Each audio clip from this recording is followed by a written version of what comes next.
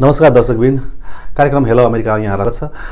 Hello अमेरिकाको विशेष एपिसोडमा हामी हरेक पटक विशेष अतिथिहरूसँग कुराकानी गर्ने गर्दछौँ।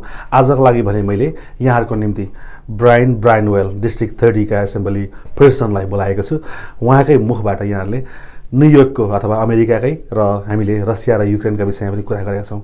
दुनियाँको र न्युयोर्कको आर्थिक, राजनीतिक र सामाजिक गतिविधि सुन्नु हुनेछ। So, thank you for having me. Appreciate it. All right. So, how's everything going on? Everything's okay. You know, how are you doing?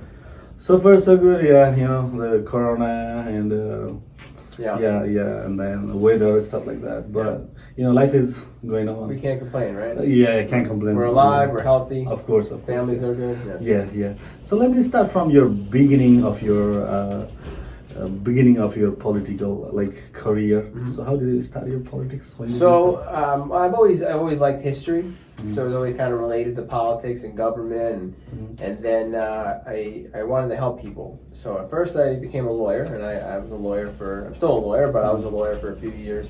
I started getting involved in the local community groups and cleaning up the neighborhood, and obviously with the background in law, it kind of went hand in hand, politics and law and government. And you know, I saw an opportunity to run for office. I thought I could do a good job, and I worked very hard. I knocked over 10,000 doors. I lost 20 pounds. I gained it back, but I lost 20 pounds. I got and you know, just talking to people. And I think people. What kind of lawyer you are? Like a family lawyer? Everything. Or General practice. General practice, right? Yeah. So. Well, I'm not practicing anymore because I'm so busy with work. But yeah. Okay. So when did you graduate from? Where? I went to Albany Law School. Okay. And I graduated in 2011. Oh, okay. All right. And then you elected as was a public servant for now. I would say. Yes. In 2017, right? So the election was in 2016. Yeah, the election was 2016, but I started office as an assembly member in 2017, January 1st.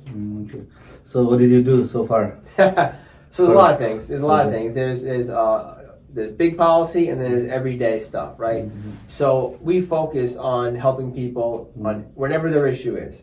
So if they need help with a safety issue, we help them. If they need help with taxes, right, we help make sure they get the taxes and benefits that they get. A lot of times people actually have property tax exemptions that they don't realize they can get. And some people can save like thousands of dollars on our taxes. So we help go through taxes like that. We help them not get evicted in very difficult times, right? I personally have helped hundreds of people with their unemployment, right? People were during the pandemic, unemployment was so bad that people couldn't even get through to unemployment. So you know, we help fix that. So whether it be helping people not get evicted, whether it be people with their unemployment, whether it be helping people get their health insurance that they're entitled to, stuff like that. We've helped people keep not be homeless. We've helped people get health insurance. You know, so we do a lot on a day-to-day basis. But then we also obviously pass legislation, right? So some of the big things that we helped pass, one of the biggest things we helped pass was just recently, within the last couple of years, was we changed the rent laws. A lot of the rent laws, right? Because you know, through various type of loopholes and stuff like that, the rents were extremely high compared to what they actually should have been under the law. So we passed a few different laws that actually, on average, helped. I think the number was it helped reduce rent for people anywhere from like $200 to $500 a month. That's a lot of money. So that's really probably the biggest accomplishment, I would say. Okay. So what is the affordable housing means? So affordable housing is what politicians like to use headlines with, right? But it's not affordable, right? Because what happens is the way the city works, they use so basically when they build affordable housing, right? You have to use what is known as basically the AMI, basically the average income level of what the community is making. However, because of loopholes in the law, it allows the calculation to be determined by the whole New York City. All of New York City, the Upper West Side, Rockland County, Westchester. So obviously, if a neighborhood's average income is $50,000, we'll say, New York City makes a lot more than $50,000 as a whole, so it almost doubles in price. So if you're looking to if you're looking to buy an affordable, or renting affordable housing in your community, and the average income is $50,000, because of the loophole in the law, you're not getting it for $50,000. The price tag will be $100,000. So people who live in that community can't afford it. Yes, true. So then people who are richer move in, and they build these luxury condos. You see it all over the place. And the people who lived in this community for 20, 30, 40 years are pushed out. So we have legislation out there. It's one of the first bills I ever drafted. I drafted it myself. Is that it mandates that if you're going to build affordable housing, you get a tax break from the city or state or the federal government, even state government, that says you don't got to pay property tax. You have to build affordable housing, and if you're going to build affordable housing, it has to be based on the income levels of the people who live there, not based on the New York City average. Because, like we just said, it doubles in price when you use the broader number. So it hasn't passed yet. It has faced a lot of pushback from developers and people with a lot of money, right? Because they don't want to see that change. But we're going to keep pushing. And so, as a being politician, what do you think? Life in New York is tough for like average people, like normal people, or layman people. Life is tough in New York. So compared to other states, what do you think? Yeah, I think, listen, it's New York City. Everyone wants to be here because the opportunities, right? But with those opportunities come other things, like we just talked about the affordable housing crisis, right? The people, everyone wants to be here. So the landlords and developers know that they can charge a lot more higher money because everyone wants to be here. The jobs are here. Everyone wants to be here, so they raise the rents. So affordability is a big problem for everyday people, right? And as rents go up, the cost of living is going up too, right? So and that's also impacted by around the country, right? Like, for example, if what we talked about a little earlier on, the crisis around the world right now, Ukraine and Russia, right? I think they have 1/3 of the wheat that people buy, right? So if that's not being imported to the United States, that means prices are going to go up, right? True. And if farmer can't get fertilizer or certain, they're going to charge higher rates. So if the farmers it costs more for the farmers to buy the products, then obviously it's going to cost more for us to buy the food, right? Or milk or eggs or whatever. So cost of living is going up. So day-to-day cost of living. And then you have, it's difficult because everything's so packed. I don't know if you drive, you take the subway, right? But at the subway, the buses, everything's so packed. You can't even get on a bus anymore. Yeah. At the same time, and then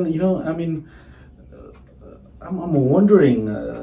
I feel so bad about I don't know. A lot of people go homeless in New York City. Yes. So, what are the reasons? What could be the reason on you? There's a few reasons. One, again, we talked about a little bit already, is the affordability, right? Because again, if you live in your community and you're barely making ends meet, and then what happens is when surrounding areas are starting to be built up by luxury. Everyone else is charging more money. So then your landlord is going to say, wait a second, I'm going to raise the rent too. And if you can't afford the rent, you're in trouble. Right? And if you don't know where to turn, that's why I mentioned earlier on about the services we provide at our office, right? Helping people not get evicted, talking to them about their options, helping them apply for benefits, cash assistance, unemployment if it matters, medical help, all these food stamps, all these things are out there to help people with, and they just have to know where to turn.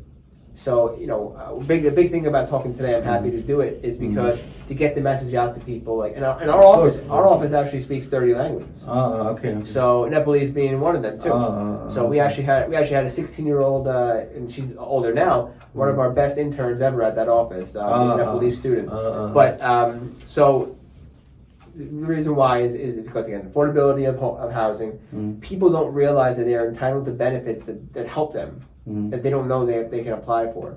So hopefully they see this, people see our interview and they realize, wait, I can call my assembly member or I can call my city council member and they can help them apply for these benefits to help them survive. To get over it. They're struggling. The government's here to help them. Or nonprofits are here to help them.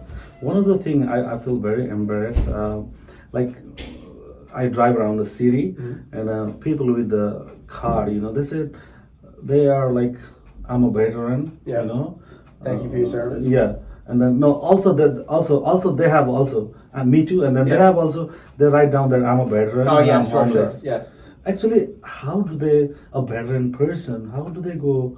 So again, Yes. again, it goes back to a lot of the same issues. Is that I can't speak for veterans. I'm not a veteran. I wish I was, but I'm not. Every veteran obviously has a different issue. But in the veterans that we have talked to that have these issues, a lot are similar again to what everyday people have. They lost their job. God forbid something happened to them. Or they can't afford the rent because the rent increased and they don't make enough money. Yeah. And then most veteran are, the most homeless veteran are in front of White House, the park. Yeah, the park. I know. Yeah, that's right. I saw that one, and I feel Horrible. like, yeah, it's horrible because they did, they sacrificed their life for the country. Exactly right. And how did that happen? No, why I'm asking is, my mind couldn't figure out. You know what I mean? So what is on your mind? So a couple of things, like I said about insecurity with jobs and unemployment and food and rent, but it's a bigger problem because again, ever since the founding of our country, the United States, we've always not treated our veterans the way they should have been treated, right? After World War II, there was a GI Bill. You heard of the GI Bill after World War II? They still have it to a degree, obviously, not on the same level as it was before, but also, again, I think it comes down to a lot of veterans don't know, just like everyday people, don't know the benefits that they're entitled to. So the government doesn't do a good enough job doing outreach to letting the people know, hey, you qualify for this, that. They don't know. They don't even know. So how could you apply for something that you don't know? Yeah. That's a problem we see all over the place. So the government has, maybe when a veteran gets discharged, I don't know if they do this, but when they get discharged, they give them a list of all the options of what you can apply for when you get back to your community, right? So they need to do a better job at outreach. Oh yeah, and then sometimes I feel like it's kind of a little bit drugs issue too. Drugs. Yeah, I mean, it's you come from a situation where you're facing life or death every second of every day. Yeah. I'm sure, we see this more and more. PTSD is talking about it, stuff like that. How do you go back to a society where it's difficult? I can't even imagine. So we got it's difficult. Okay. So what do you think after pandemic? After the global pandemic, our New York, especially our America and New York, get back in almost same position, or what are you thinking? Well, it's gonna be a very interesting new world because again, you see the arguments already being had about we're working remotely as opposed to coming into the office, right? And it's a very difficult issue, right? Because if you have more people at home working, that means there's less people going to the offices, and if there's less people going to the offices, the businesses, the bodegas, the delis, those places are not going to have a lot more. They're going to have less people going to shopping. Yeah. So it's going to be a very interesting dynamic how it plays out, right? More people staying at home, because then you stay at home more, that you also save more money too. Yeah. So it's like a kind of interesting dynamic of what's going to happen between that. But as the pandemic is lifted, as we're finally getting out of it, you're going to see more people go back to work. You're going to see less people unemployed. You're going to see things get better and better and better. Government services improving, stuff like that. So it's only going to get better. Okay. Yeah, I have a very great respect for the United States. I mean, actually, in this situation, we had a COVID time. I think many a lot of other countries, they're suffering by hungerness. Oh, yeah, we're very blessed here. So yeah, this country take care really good their people. So which is very, very awesome. So you're a teacher too, right? You're a teacher. No. Okay. Lawyer. A lawyer, right? Yeah. Okay. What about nurse? Nurse or no? Oh, my family. So my family. I have. So my mother. So my grandmother. Oh, that's how you. Yeah. My grandmother. My yeah. mother. Because when I was reading about it, there was something. Yeah, I know what you're talking about. Yes. Okay. There are a lot of nurses and and teachers, cops, firefighters, a lot of union members in my family. Okay. That's how it is, right? I think 5 or 6 nurses in my family. Okay. And then, that's how how it's your family, yeah? It's a giant family, so. Yeah. Oh, okay. And then, what was your study about? Did you study political I science? studied politics. I studied history. Oh, it's right. I was out in Arizona State, all the way out west. Yeah. Very so how you choose for politics? Would you push through the? Well, again, I was always interested in the interplay. I knew I was going to go to law school. So the beauty of going to law school is you can have an undergraduate major degree in whatever you want. Now, obviously, politics helps, right? And because a lot of politics is related to law. But I was always interested in politics and history, so that's why I studied those subjects. Okay, and then you're from I'm from Queens. Assembly members of Democratic Party, right? Yes. So why not Republic? Well, it's interesting is that I do what I think is right. Okay, I don't believe that both parties have the answers for everything. That's impossible. You can't be perfect. No one's perfect, right? So both parties are interested in their party. I'm interested in helping the people. So I do what I think is right. But with that being said, many issues that are deemed the Democratic Party, I focus on. Okay. So, in your opinion, what are the main, like 1, 2, 3, 4, main reasons? What are the main reasons? So, Russia attacked them. Yeah. So it's Putin, right? So Putin makes the decisions there. He's a dictator, a tyrant. So what was happening is in Ukraine, you started seeing a push from the people of Ukraine to elect to change to basically become a democracy, a full blown powerful democracy. They wanted to join the EU. They wanted to join NATO. They wanted to westernize their country, right? And what happened was Putin was watching this happen, right? And he saw, and remember, Ukraine, especially the eastern part, has a lot of Russian-speaking individuals. So they're talking. There used to be one, so. Well, back in the old days, the Kievan Rus. Many countries. Kievan Rus back a long time. But then, as in more recent history, like you said, you had the Soviet Union, right? And after the Soviet Union fell, the former Soviet Union countries all became independent. But they were close to Russia. So what happened was Russia actually installed a puppet president in Ukraine, and he got overthrown. And then that's when Putin invaded Crimea in 2014. Yeah.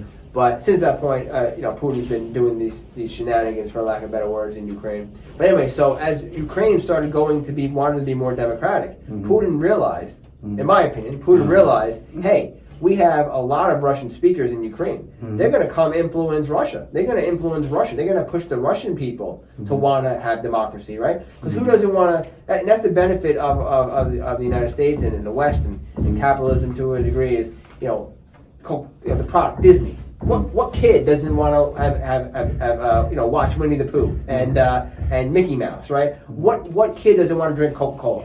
What kid doesn't want to use Facebook? All these Western Putin saw this as a threat. So he said, listen, if I don't get this under control, Ukraine, and maybe even Russia, is going to start to become with the West.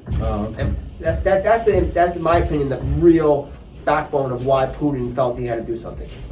Is there any chance to, they're on debate now and then solve the problem? Is there any chance? Well, the thing is this: it's Putin again. The Russian people and the Russian leaders. I don't know every Russian leader, obviously, but they don't want this war. Putin wants this war. Yeah, he's the problem. Yeah, you know what? I told you we were out of record earlier.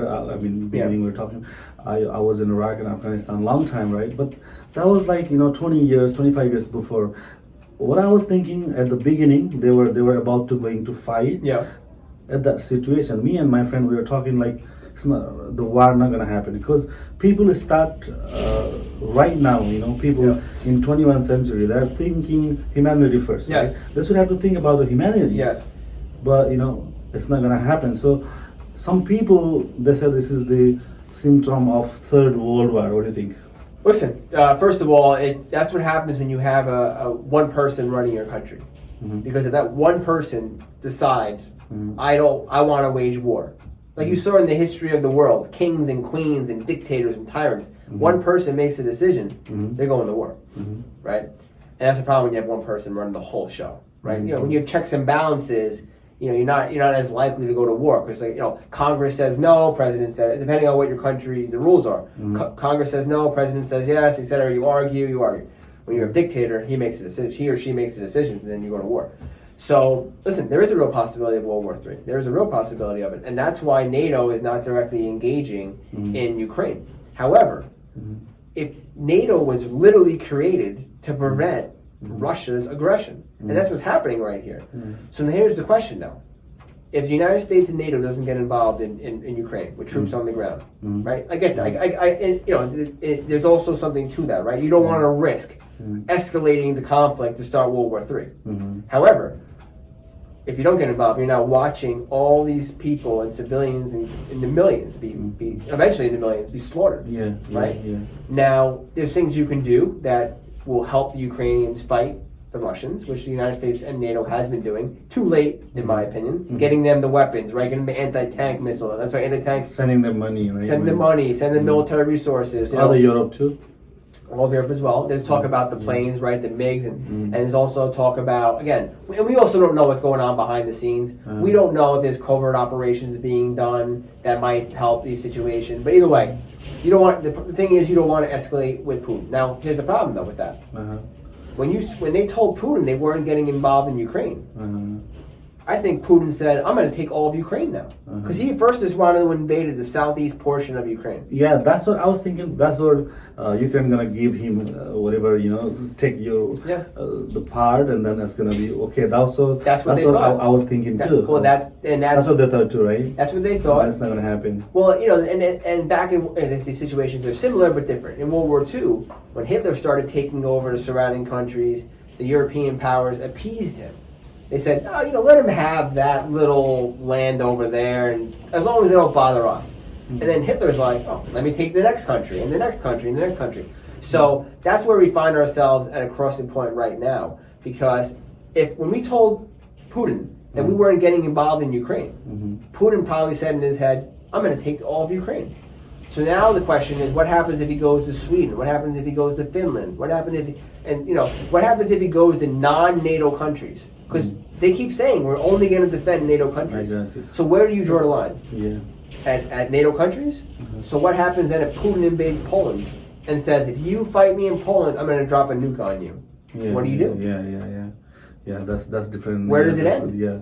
So the last questions about this war to you in your political analysis. The conclusion is what? I mean, how it is gonna go? Yeah. Well, I think you learned a lot from, unfortunately, this war because, Ukraine actually had nuclear weapons after the Soviet Union fell. Oh, they had it? The Soviet Union had all these weapons in all these different countries. Now, there's talk about whether or not they had the launch codes or whatever. But basically, Ukraine gave up their nuclear weapons for a guarantee from the United States, Russia, and other countries not to basically protect Ukraine from any invasion. How'd that go? So now, if you're a country and you live on the border of Russia, and you live on the border of seemingly other aggressors like Iran or China or anything like that, you're going to say to yourself, hey, I need to get a nuke, or I'm going to be invaded. So that's a lesson right here from that, because you're on your own. If the United States and NATO are telling people, we're only going to, or another thing, we're only going to protect NATO countries. If you're on the border of Russia, you're going to want to join NATO ASAP. But that's the problem, though. NATO prevented countries like Ukraine from joining NATO in fear of appeasing Putin. So it's going to teach these countries, hey, I got to build up my military. Because if a bad actor decides to invade me, I'm on my own. So those are the lessons, unfortunately, of the situation. People are bloodbathing in there, right? A lot of Russian military, right? A lot of Russian military dead, right? Yeah, a lot of that. And it's more than we'll ever know because they'll never tell us the exact number. But yeah. How much they said now? Both sides. I looked at. I think Ukrainians are in the thousands. I think they just released a statement. Russia, there's no announcement, but I think the Ukrainians are saying they inflicted probably. I think the last number I saw was 2,000. No, but this is casualties. So I don't know if that's dead or dead plus injured or dead plus wounded, right? Because casualty can be used at both as dead and wounded. So some leaders are, sometimes like I don't know. As you said, they might have a nuclear weapon or not. But I remember Saddam Hussein in 2001 too. He said I had a nuclear weapon too, right? Yeah. Well, you never know, right? But we know he had chemical weapons. We know that for sure. I'm pretty sure, if I remember correctly. Whether or not he had a nuclear weapon, who knows? I think the intel has now said that he didn't have a nuclear weapon, but the intel said before he did. Now, with that being said, maybe he had him and got rid of him. Who knows? I don't have that intelligence is above our pay grade. I got you. But there are countries that we know for sure, like Russia obviously has nuclear weapons. The United States has nuclear weapons. These countries have tested. They've tested in deserts and whatnot. So we know Russia has nuclear weapons. Your further plan, further in political career? I'm happy where I'm at. I have a lot more work to do here. Oh yeah. Yeah. So you wanna jump like furthermore? Or listen, you want me to be president? I'll do it. I'll do it. I think I can do a good job. But I'm happy where I'm at. Okay. So besides of politics, your personal life, how is your personal life going on? You got a family? I don't really have a personal life. Too busy. Like, I'm up till 4 in the morning doing work. Oh yeah. Yeah. I'm no family. So you're still single or? Yeah, I guess you could say that. Okay. Until marriage, you're single. Okay, and then what do you like to do instead of politics, like sport or any film, movie or anything? Yeah. I like sports. I'm a big sports person, and I love to read books, history books. You do? Yeah. What about movies? I like movies. I like old movies the best, but I watch new movies too. Okay. So whatever's good. Music. I like all kind of music. I like all kind of whatever's interesting. Oh, okay. So you represent District 30. District 30. District Yes. 30, right? What are the areas? So, we just had redistricting.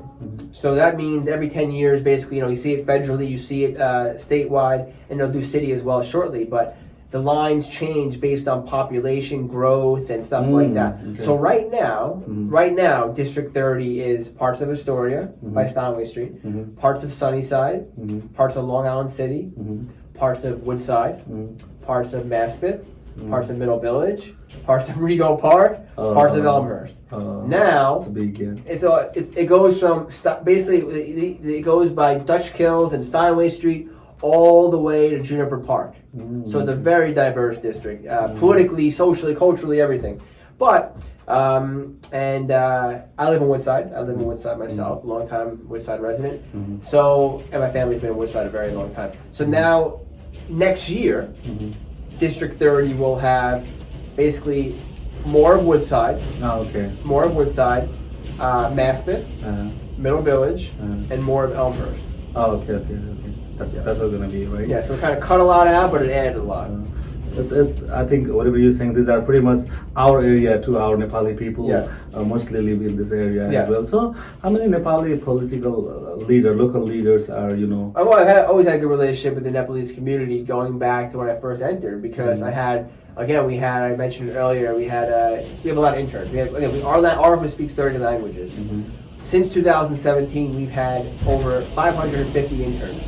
550 interns. Because we go out into the community and we talk to people in their languages and their customs. I don't know everything, but the intern who is Nepalese knows the Nepalese community better than I do. So we fostered a partnership through that, and then the Bangladeshi community and the Chinese community and so on and the Irish community, so on and so forth. So we've always had a good relationship with many neighborhoods, but with the Nepalese community since 2017. So now we had a small population of Nepalese in 2017. But now around 40 to 50,000 Nepalese people live in New York City. Yeah. So if you go further more your political career, right? So what kind of support you expect from Nepali community? Well, I don't expect anything. I feel like I have to earn. Right? I always feel like I have to earn. Every day is a new day to earn. And especially in politics and government, it's thank you for helping me in the past, but it doesn't give you a free pass to do nothing in the future, right? So it's constant checking in and helping people. So again, whether it be Nepalese community, whether it be Irish community, whether it be Italian community, whatever the community is, my job and is to make sure they know that if they need help with the eviction stuff, with the food stamps, with unemployment, with healthcare, with immigration, whatever the issue is, they know that if they call my office and they call me, I'm gonna help them, okay. and that's my job. Okay, in 2016, right, when you were running your campaign, Yeah. and then people vote you, right, make you elected, right? Why do they vote for you? Yeah, well, I think overall, I would say what I've heard back from people is that because I engaged. I talk to them, and I want their opinions. I want to work for them. I'm not about making speeches. I don't make speeches. Politicians like to talk. Not me. What do you need help with? That's it. Brian, what do you need help with? I will help you. And that's what I said I knocked 10,000 doors. I had conversations with all these people, and I hope I've earned their trust to do the job. Right, so I think that's a big part of it. Trust. I also gave out my cell phone number to every single voter. So you call my cell phone today, I pick up hello from 4 in the morning. So I think it's the hard work. People want to see that you're doing. If you work hard at your job, I should work hard at my job, right? Course, yeah. So, and I think a lot of elected officials, the ones that seemingly usually get voted out are the ones that are not working hard, and they might be working hard, but the community doesn't see them working hard. So you need to be in the community. You need to be showing them that you care. So I think that's what really is behind my thing. So yeah. So do you think? And my mom knocked doors too. Oh, okay. See how you do? Yeah, of course, yeah, for the son, right? How do you vote against the? Yeah. So do you think you pay back to your people? I think that I have kept my promises, right? I've kept my promises in, you call me, I help you. I point you in the right direction of where you need to go, regardless of the time. Every night I go to bed, I make sure that I always respond to people, personally.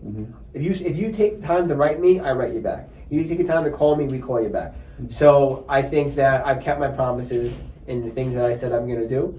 And it's very important to me, my honor and the words that I say. I back them up with my action, and I've kept my promises. Okay, so in the third line, what is politics?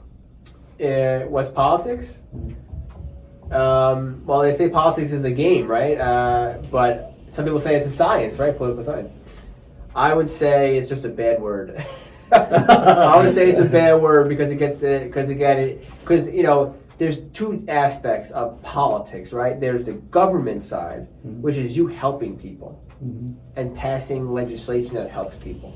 But then there's the other side, which is the campaigns and the money and the mud and the bad talking people. I don't like that side. I stay away from that side. I stay on this side. So politics is a bad word. That's how. That's okay. So normally I ask every leader these questions. Different leader have a different perception. Yeah. But to you, what makes a successful leader? I think very good question. I think what makes a successful leader is a couple of different things, and this is why again I try to focus on these things. You have to listen to your constituents, listen to the people, but not always do whatever they say, because you may have everyone. Because again, you look in the history of the country and you look around the world. Just because something is the law doesn't mean it's right. Right? We had slavery in this country. Yeah. That was the law of the land. That was the majority of people who voted. That doesn't mean it's right. It was horrible. So you have to use your judgment. You have to have good judgment. Have morals, have values, have treat others how you want to be treated, right? So like Jesus says, right? Treat others how you want to be treated. The golden rule. So the way I feel is, again, what makes a good leader is listening to people, having judgment about helping people, and working hard, and being held accountable. Cool. Accountability is the key. Exactly, yeah. And if you don't hold yourself accountable to the people, and you go off and just do whatever you want, then that's not a good elected official. Okay. My next question is our city, our vote. The last time they pass, like they had an election for that, and then they pass it, right? Do they write it down already or no? You mean for the mayor? yeah, like our city, our board. Like normally they said, like if you pay taxes, like if you have a social security or work permit, as long as you can vote for your Oh, city, you're talking about city the candidates. city bill that allowed certain more individuals to vote, right? Yeah. Yeah, that's not me. That's city. Yeah. Oh, okay. That was city government only. New York City. Yeah, that's what I'm asking. Yeah. Yeah. So. The city council. Did they make it passed right? Did they write it down already on a policy? Yeah, or I know what no? you're saying. You're asking if it's law yet, right? Yeah. Good question. I think it is. I think it is, and it would take effect for the next city election. Okay. Because it's not for state and it's not for federal government. It's only for city. So the next time the next city election is, I believe it's in effect. Okay. So in overall, like immigrants, people in New York, not in America, in New York, how is their situation, or how is their living and everything? Are they happy or not? What is your perception on that matter? Well, I think I think everybody's different, but I think overall, right, people come to the city, New York City specifically, right, for opportunity and for freedom, right, so I think a lot of individuals find it difficult. It's not easy, right? It's not easy. It's difficult. I do think that overall they're happy, right? But they're also and they're very happy and they're very proud to be here. But some find it difficult because again, like if you come here and you don't speak the language, for example, it's very difficult, right? Even in people who speak perfect English, they don't even know how difficult it is to like sign up for the benefits. Like I was talking about before, they don't even know what they qualify for. So like I said, we do our best to try to do outreach into the community to try to make sure they realize, hey, we're to help. We're here to help. These are the benefits you are entitled to. But again, I think it's from my perspective of seeing and dealing with so many people over the years, thousands of people. Most people are very happy to be here, but it's difficult, and we try to make it easier. Okay. So, what do you think? As you like, as you said, some have a really hard time, due to, as you said, the language barrier, stuff like that. And then some of them, they're doing good too. Yeah, of course. Yeah, they're doing good too. So as long as you work hard, and feel physically, mentally well, you're gonna get better because this is the land of opportunity, right? Yeah. So all our ancestors came here, right? Yeah. My ancestors came here. They built up slowly, and then I'm positive about that also. Definitely. So. What sport do you play? Now I'm broken down. Now I didn't make the major leagues, but I played baseball. I played football, American football. I wasn't good at soccer, but American football, hockey, ice hockey, hockey in general, basketball. Too short though. I didn't. But I soccer too. I play whatever. I like them all. Oh yeah. What about MMA? No, I'm not good at that. Yeah, it's dangerous, right? Mixed martial art, right? Everything in there. It's amazing. Judo, you got boxing, you got everything are in there. So, okay. So, what kind of book you read mostly? I read biographies, right, of historical figures, presidents, leaders around the world in the past, and I also read a lot of history. So. Like for example, the book I'm reading right now is a very big volume of so it's one of many books, but it talks about it will go every 200 years, and it will talk about what's going on this one's about Europe. What's going on in Europe in those 200 years. So right now I'm actually reading about, again, it's very very dry, very very difficult stuff to read, but it's very informative. So it's going on right now. It's leading up to World War One. So I'm learning about what's going on in Europe and actually in other places around World War One time period. And you see a lot of the stuff that obviously is unfortunately happening now happen all throughout history. We're thinking this hour, when we complete our 100th episode, we're going to call everybody again and then put a little chatting. Are they all going to dance at the same time? Of course. that day you're going to see that. Fair enough. Everything, all right? Fair enough. All right, glad to meet you, sir. My pleasure. Thank you so for your much. time. Thank you. My pleasure. Thank you. उहाँ हुनुहुन्थ्यो Brian Branwell again assembly man of district ready उहाँले चाहिँ समसामयिक विषयमा धेरै कुराहरू गरेर राखेर जानुभएको छ। यहाँहरूले सुनिदिनु होला, हेरिदिनु होला र हाम्रो कार्यक्रमलाई नियमित फलो गरिदिनु होला। यहाँहरूको माया, यहाँहरूको सद्भाव हाम्रो लागि ऊर्जा बन्नेछ भन्दै क्यामेरामा सम्राट कार्की, निर्देशक किशोर सुब्बा, सहनिर्देशक टोमा लामाको साथमा म प्रस्तुता सुमन थामसुहाङ लिम्बू बिदा चाहन्छु। नमस्ते, शुभरात्रि।